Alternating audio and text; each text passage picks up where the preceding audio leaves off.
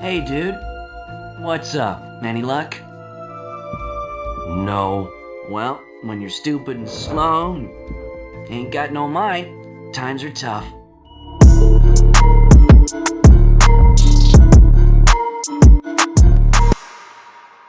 Lunacy, also known as Toriko, also known as Gekka Mugen Toriko, is a first-person full-motion video, aka FMV, surreal adventure game developed by System Sacom, or Sacom.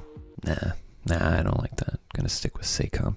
And published by Sega. It was first released for the Sega Saturn on June 28, 1996 in Japan, and was later brought to the West by Atlas in North America, and I believe Sega in Europe, but I can't find a reliable source on that one. By this point in their career, System Sacom was known, or more likely not known, for a number of games and ports for Japanese home computers like the X68000 and the PC-98, as well as for consoles such as the Mega Drive, Saturn, and PlayStation. They had dabbled in developing FMV games before with a title for the Mega Drive CD that could be considered a spiritual predecessor to Lunacy, called Mansion of Hidden Souls. They also later released a sequel for the Saturn titled The Mansion of Hidden Souls, so as to really differentiate it on the market. And that's not even a fan translation thing. Both of these games were released in North America and Europe, and those are the titles they chose to go with. Further evidence of the brilliant minds at work at Sega in the West in the mid-90s. While the first game, Mansion of Hidden Souls, was well received for its fluid graphics, excellent sound design, and eerie atmosphere, the sequel, The Mansion of Hidden Souls, wasn't as warmly regarded.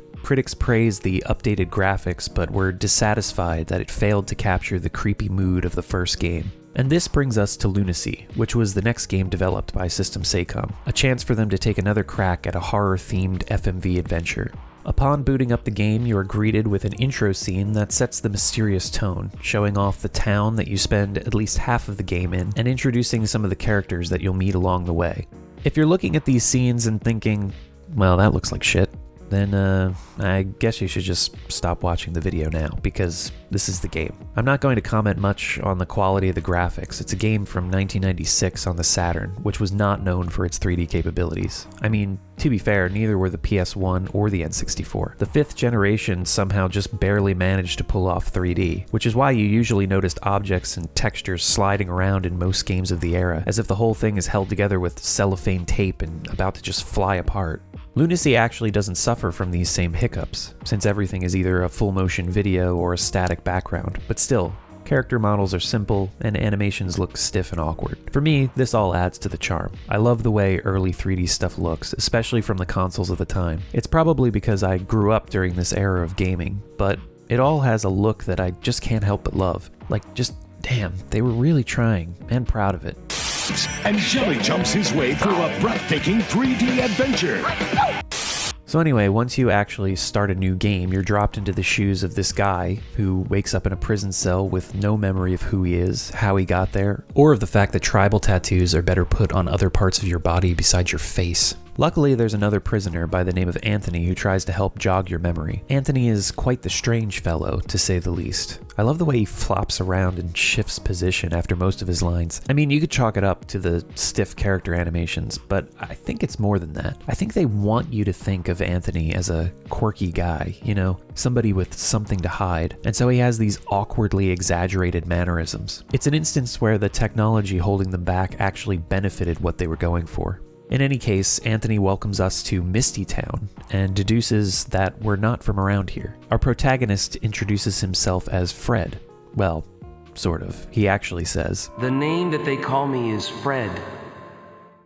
Rather interesting choice of words there. With all the stilted delivery, it's hard to tell whether this particular moment is intentional or not, but I'll get into the voice acting more a little later. For now, you can try to escape the prison cell to no avail, whereupon Anthony will tell us that he's a regular in the prison and gets blamed by the lord of the town for everything, whatever that means. Interacting with the cell door again will prompt Anthony to give Fred a key to the cell. Why he was just sitting around in this cell while he had a key to get out the whole time is a mystery you're just going to have to deal with. Fred uses the key to escape the prison, barely missing the entrance of a greasy-looking guy who comes in and asks where the new dude went.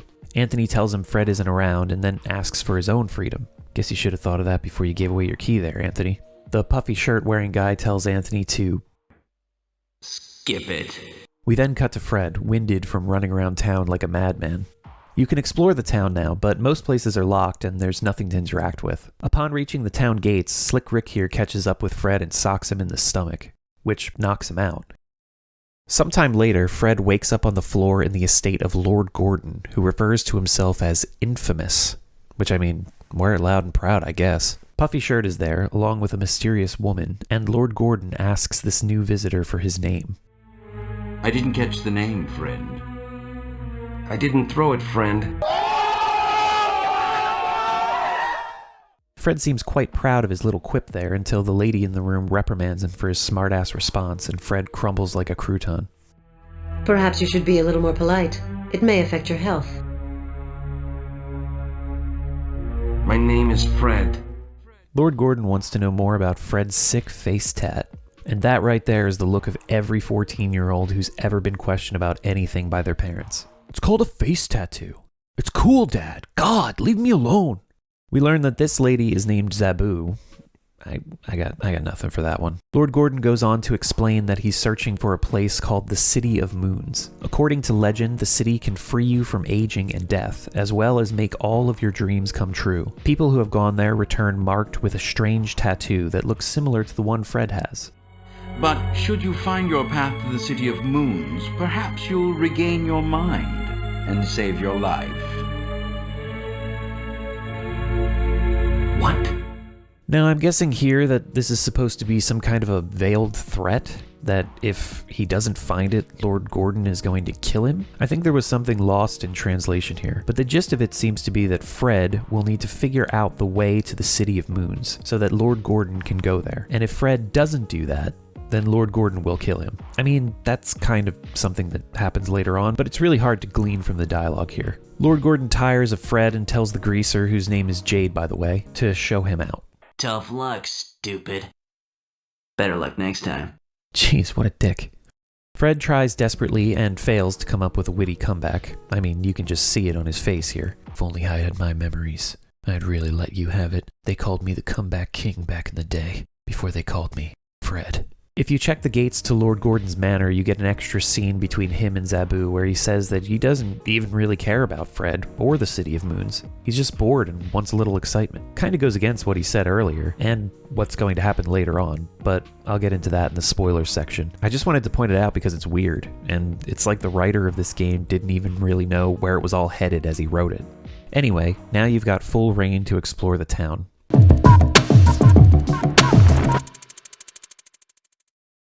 When you start exploring, what's striking right away about Lunacy is the art direction. Misty Town is a quaint little place with winding cobblestone pathways and fresco-styled architecture. Everything is awash in this orangish hue, making it look like the whole town is in a permanent state of twilight. It kind of lends credence to something Lord Gordon said at the beginning of his conversation with Fred. Good morning. Is it morning? What does it matter? You get a sense that Misty Town is somewhere outside of time, stuck in a perpetual sunset. Until you get the lay of the town, wandering its empty streets does give you a sense of otherworldliness. There are plenty of pathways and little nooks and crannies through the different streets and buildings. They definitely nailed a mood here. When you do start to know your way around, there's a real sense of coziness that starts to set in. I feel like it would be cool to vacation in Misty Town if it were a real place. The music adds to this. It has a hauntingly serene quality to it, with a hint of mystery hiding in some of its phrases. It makes exploring the town feel relaxing at times, but then an edge of something darker will creep in, making things feel a bit surreal and almost spooky.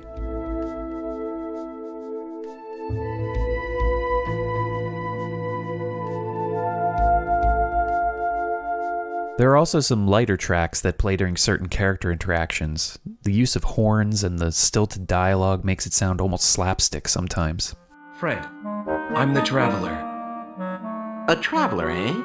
I'm Dr. Morse, and I don't have any use for travelers. And look, I'm not going to pretend that this voice acting is good, but I do love it. There was a GameSpot review of the time that characterized the dialogue as David Lynch meets David Mamet. And I'm definitely not going to give it that much credit, but the weird turns of phrase, bizarre delivery, and poor lip syncing lend it some kind of, I don't know, it's just kind of a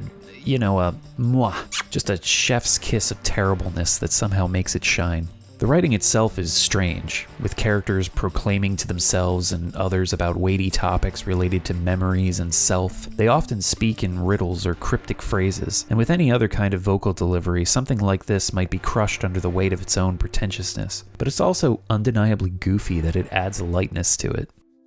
Oh, you must be the traveler. Yes, I am Fred the Traveler. Hi, Fred. My name is Rose. This here is little Hal. Cool! A real traveler, Mom! I'm gonna be a traveler one day! You know, I can't find a cast list for Lunacy, but that kid's voice is so familiar. Something buried in a haze of late 80s, early 90s Saturday morning cartoons. I really can't pinpoint where I've heard it before, but I definitely have. Seriously, leave a comment below if you know where that voice is from. Also, like, comment, and subscribe.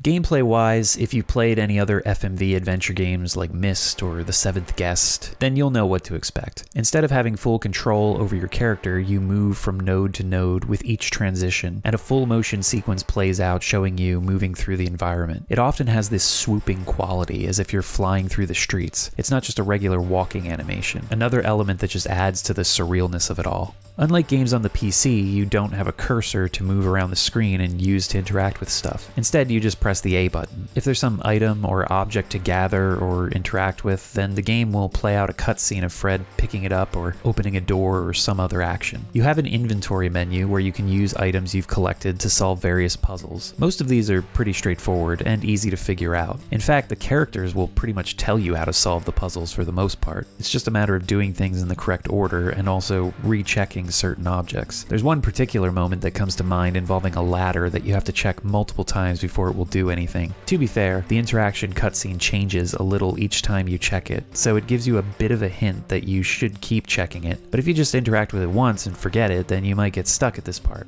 like I did.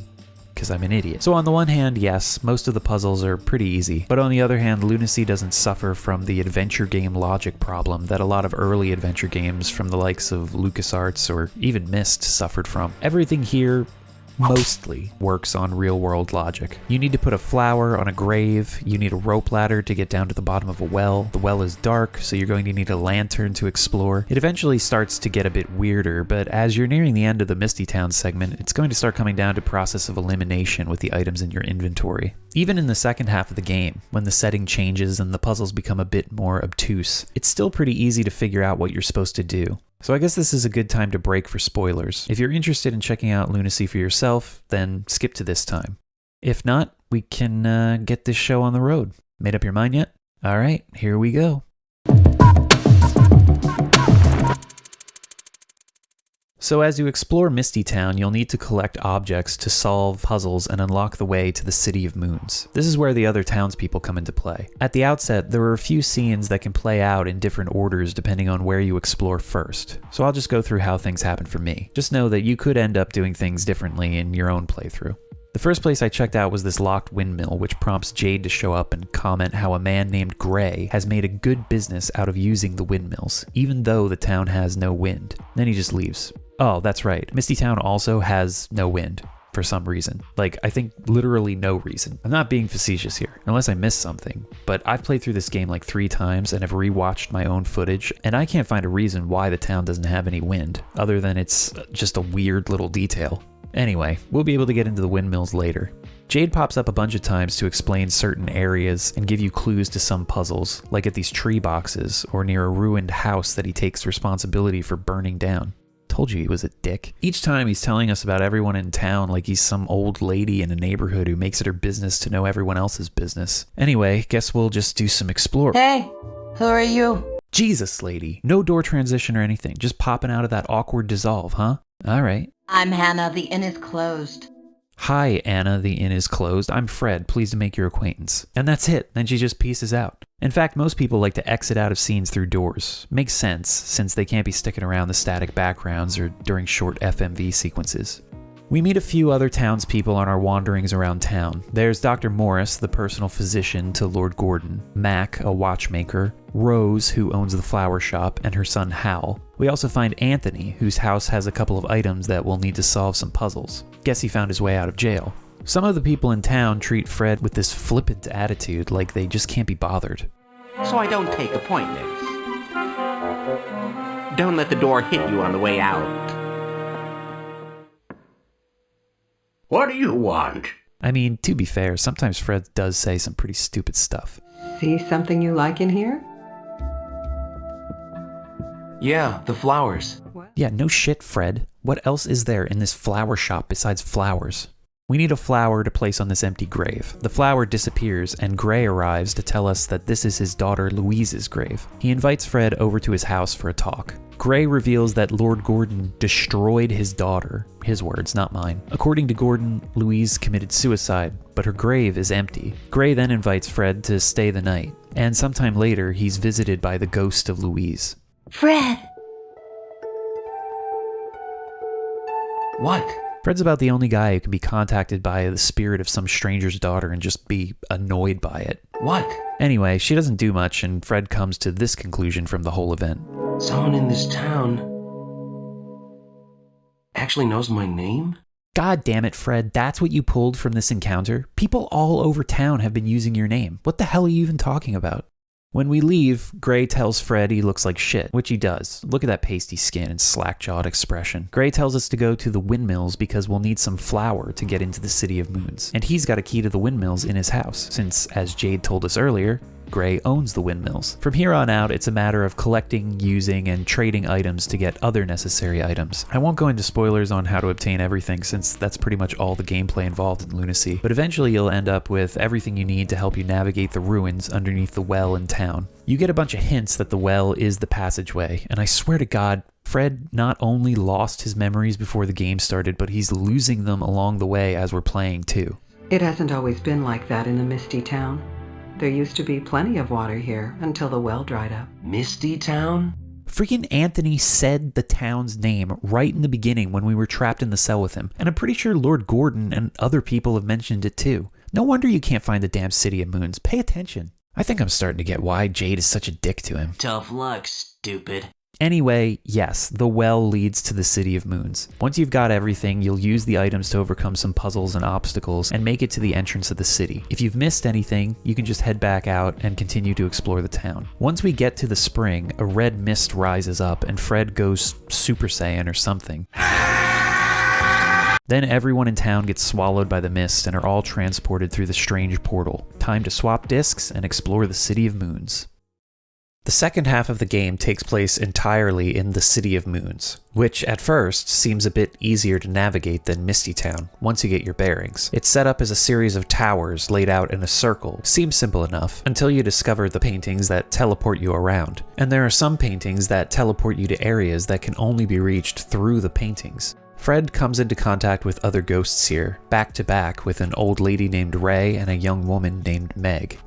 Again, you're collecting items and solving puzzles, but this time the stakes are a bit higher. Most of the items will be used to save the townsfolk that have been transported with you. There's a lot of trial and error in this section to make sure that you actually save the other characters. The collectibles here consist of keys and other more magical items that are obtuse in nature. Luckily, Meg will show up and tell you where and how to use most of them when you pick them up. The only character you can't save is Jade, who's a dick anyway, and why would you want to? Hiya, stupid. You're looking chesty. Chesty? What the fuck? Anyway, he sort of pulls a Johnny Depp in Nightmare on Elm Street, except instead of getting eaten by a bed, it's a carpet. Saving everyone is actually a secondary objective. You don't have to save anyone if you don't want to. I did a playthrough where I did just that, and the only thing it changes is the end credits scene. So enjoy this montage of all the characters dying. Doctor, wait! Don't leave the room! What is it now? Huh? Save me! Look out! What? Oh no!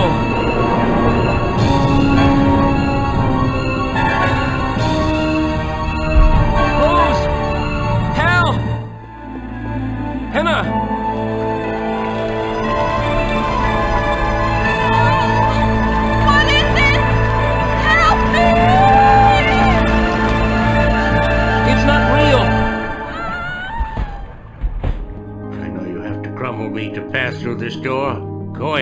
Break me. Oh, Mac, isn't there some other way? Sorry, Mac. Please forgive me for what I now do.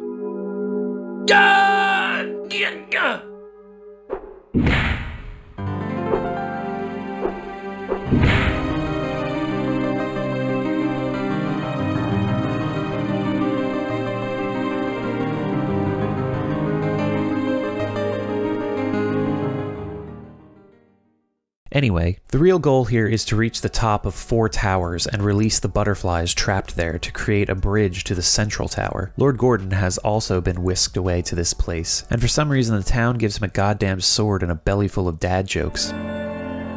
City of moons, eh? City of fools.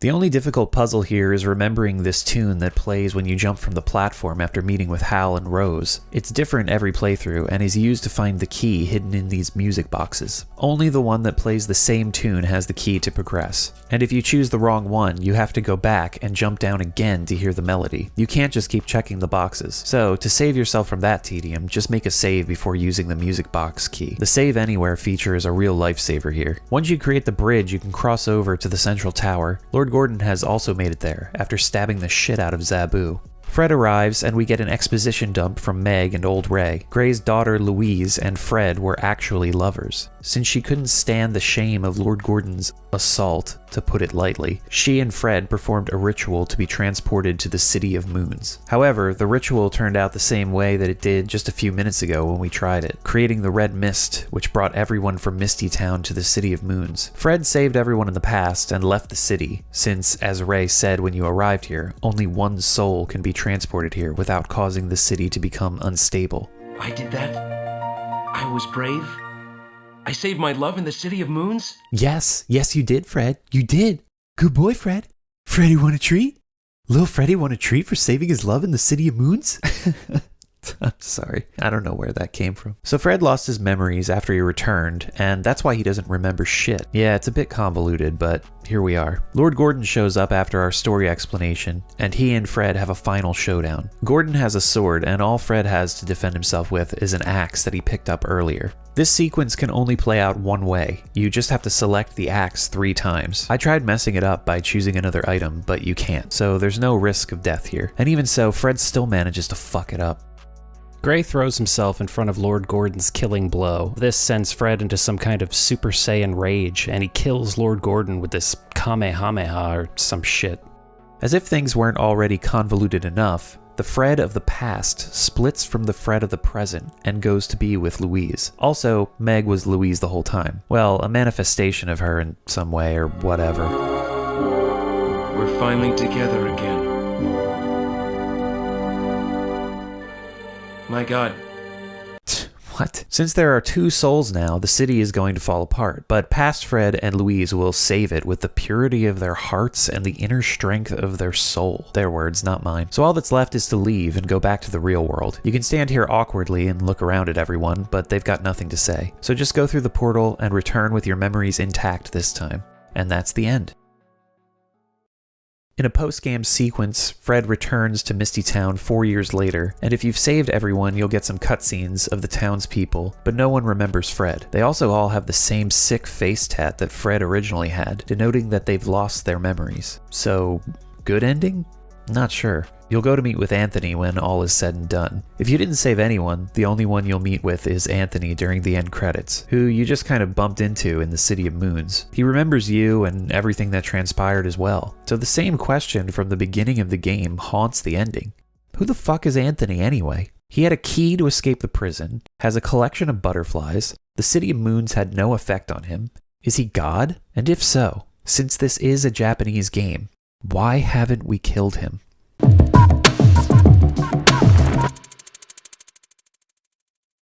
At the time of its release, critics were split on pretty much all aspects of Lunacy, from the graphics to the gameplay to the music and the voice acting. Some loved it, some despised it. By the late 90s, adventure games were well into their death knell. FMV games hadn't taken the world by storm like everyone thought they would when Myst came out. Still, Lunacy is just quirky and weird enough to be worth remembering. It's a confusing story with some entertainingly bad voice acting, but the mood and presentation are enough to warrant at least one playthrough. It's definitely the weirdest adventure game on the Sega Saturn. It's a fairly easy playthrough too, and will probably only take you a few hours to finish. It's worth the effort. Unfortunately, the only way to play it is on the Saturn. I wish someone would pick this up for a PC release like another FMV gem from the 90s, D, but I don't think that's going to happen. D was released on DOS, so there was already a PC port. Also, who knows who owns the rights to Lunacy now, and I'm sure there's not much of a demand for it at all. I commemorate it here, in what will probably be the most comprehensive review of Lunacy on YouTube. My work is done.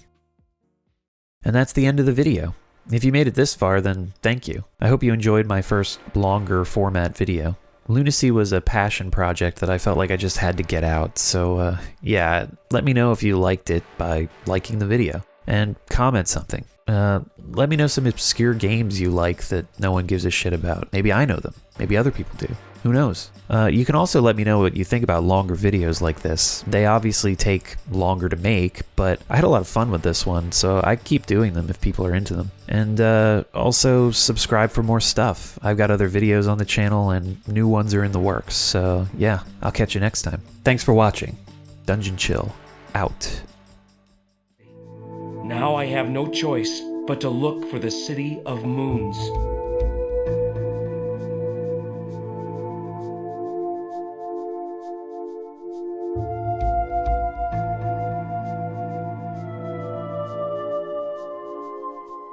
Hey, who are you?